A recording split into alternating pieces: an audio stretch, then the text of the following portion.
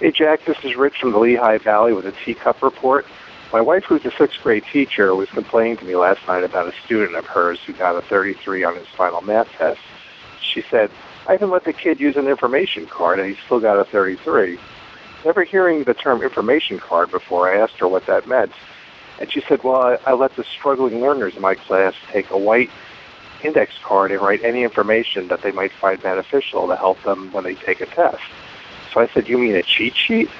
And she rolled her eyes and said, well, that's what some of the other teachers call it, but we call it an information card.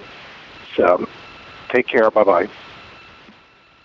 Really? Please pause for a moment and listen to the sound of my brain right now.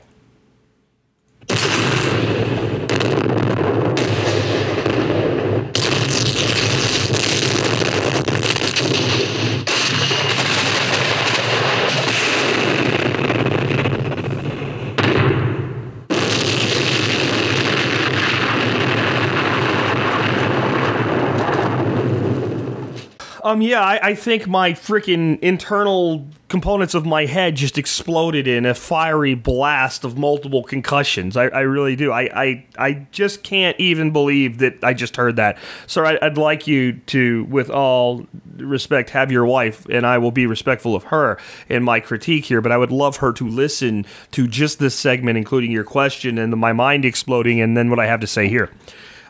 You've got to be kidding me. Ma'am, I'm sorry. I know you think you're helping. You are not helping. You are not helping. You are not helping. You are not freaking helping.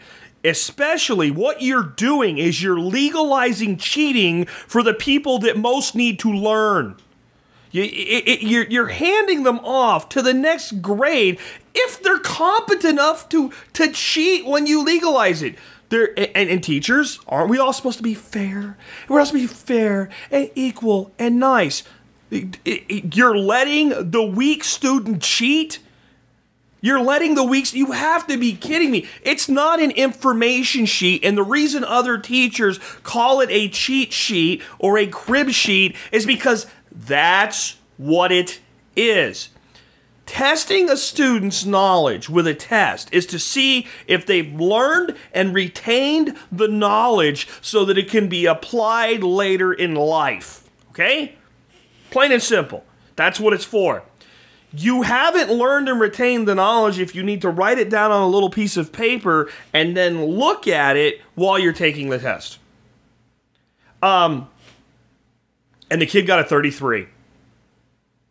The kid got a 33. Do you know why? Doesn't care. The kid doesn't care about passing. Does not care. Doesn't want to do the work and doesn't want to learn. And I'm sorry, ma'am, you're not helping. Because as long as you're saying, well, you know what you can do? You can get an index card, write down all this stuff. The child has no reason to care. We're destroying our children's lives right now actively in this country. And I'm not going to be hard on this lady because I guarantee you that she did not come up with this all by herself. She wasn't sitting there one day, you know what I'll do? This is some bullshit that's inside this school system that sanctioned this crap. And it's got to stop. It's got to go. Whoever started that practice and said, you know what we should do, and we'll teach other people to, should be fired. Fired now, this second, yesterday. Back charged in their paycheck. Whoever came up with this practice, from the day that they instituted it forward, not only should they be terminated, they should have to pay back the public education sector the money they stole from the people of their district by sanctioning cheating on tests. Fired. This is just, but as mad as I am, do you think that my mind really explodes with this? Because of this? No. It's all of it. Not keeping score in games so nobody's feelings get hurt. You know, Common Core crap that was written by one guy because he wanted to equalize white privilege, whatever the hell that's supposed to be. You know, I'm personally, as a white male today, there is no thing I could be and be more demonized by media and the general down-brained public than a white male. I am the most evil thing on planet Earth for my skin color and my sex. Two things I have no control over. So there's that. There's Easter egg hunts where parents put the freaking eggs in the middle of a parking lot because the kids can't be challenged to look for the eggs. And now there's Easter egg hunts, I hear, where they have blue and red and green and yellow, and every kid gets a color, so no one kid gets too many freaking eggs. You got people in my own state of Texas a couple years ago wanting to build $1 million bridge across a freaking ditch that was 4 inches deep so kids could get across the ditch when they were already getting across the ditch. Not only did they not need a bridge, but the reason we needed $1 million bridge was to comply with multiple homeowners associations. $1 million for a bridge across a ditch?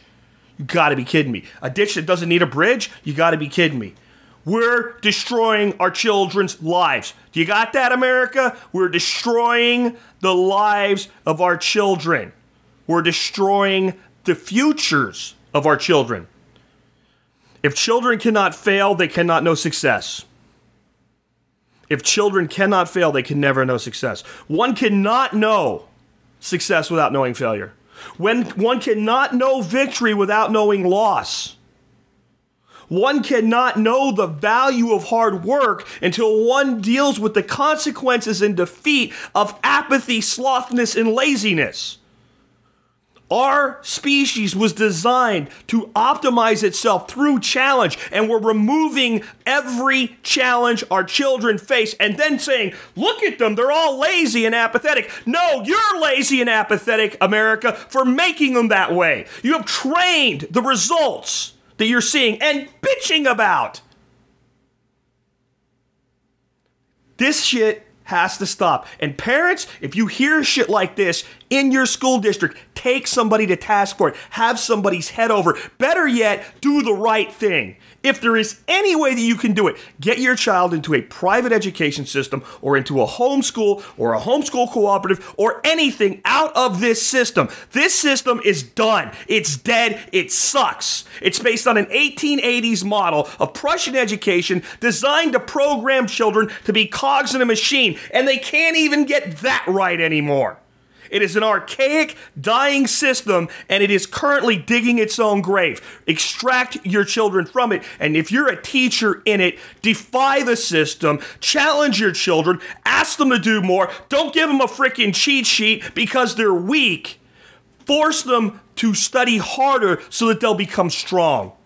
And if you're not willing to do that, I'm sorry, and I know I said I wouldn't, insult this person, but it's not personal. I'm serious to everybody. If you are a teacher today and you are not willing to buck the system where it's wrong, and you're not willing to challenge your students to do something else, find something else to do because you're not helping. You might be well-intentioned, but you're not helping. It's summertime. If you're a teacher and you hear my words today, upset, agree, I don't care. Use this summer and think about what I've just said. If we do not challenge our children and let them know failure, they cannot know victory. If we do not let children experience the results of apathy, they cannot know the virtue of hard work. If we give an advantage to those who are weakest, we cement them for life into weakness permanently. And I'm done. Let's go to something else before I snap a gasket completely.